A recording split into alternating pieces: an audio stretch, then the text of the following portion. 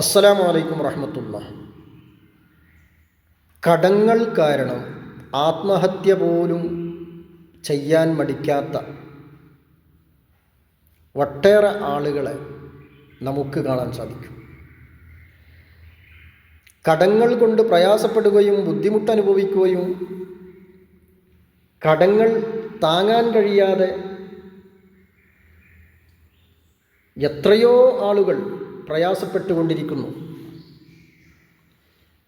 എന്നാൽ ഇതിനൊരിക്കലും പരിഹാരമില്ല എന്നാണ് പലരും മനസ്സിലാക്കി വച്ചിരിക്കുന്നത്.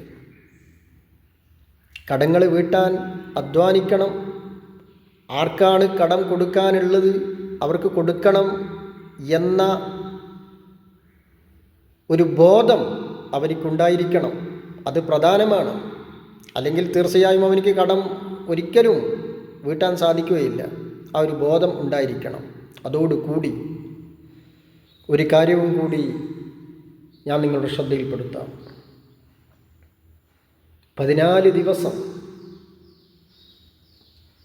333 തവണ സ്വല്ലല്ലാഹു അലൈക യാ സയ്യിദി യാ റസൂലല്ലാഹ് സ്വല്ലല്ലാഹു അലൈഹി വസല്ലം ഇത് പതിവാക്കുക. തീർച്ചയായും അവന് മുമ്പിൽ അല്ലാഹു റബ്ബുൽ ഇസ്സത്ത് വഴികൾ തുറന്നു കൊടുക്കും.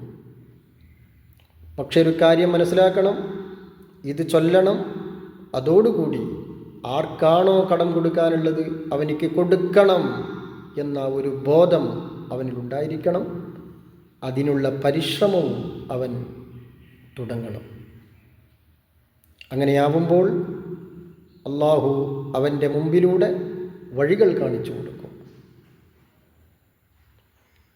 അതുകൊണ്ട് ഞാൻ ഈ പറഞ്ഞ സ്വല്ലല്ലാഹു അലൈക യാ സയ്യിദി യാ റസൂലുള്ളാഹി സ്വല്ലല്ലാഹു അലൈഹി വസല്ലം എന്ന് 14 ദിവസം 333 തവണ തുടർച്ചയായി ചൊല്ലുക. ഇൻഷാ അല്ലാഹ് ഒരു രൂപ പോലും ബാക്കിയാവാതെ അവൻ്റെ കടങ്ങൾ മുഴുവനും അവനിക്ക് കൊടുത്തു വിട്ടാൻ സാധിക്കുമെന്നുള്ള കാര്യത്തിൽ ഒരു സംശയവുമില്ല.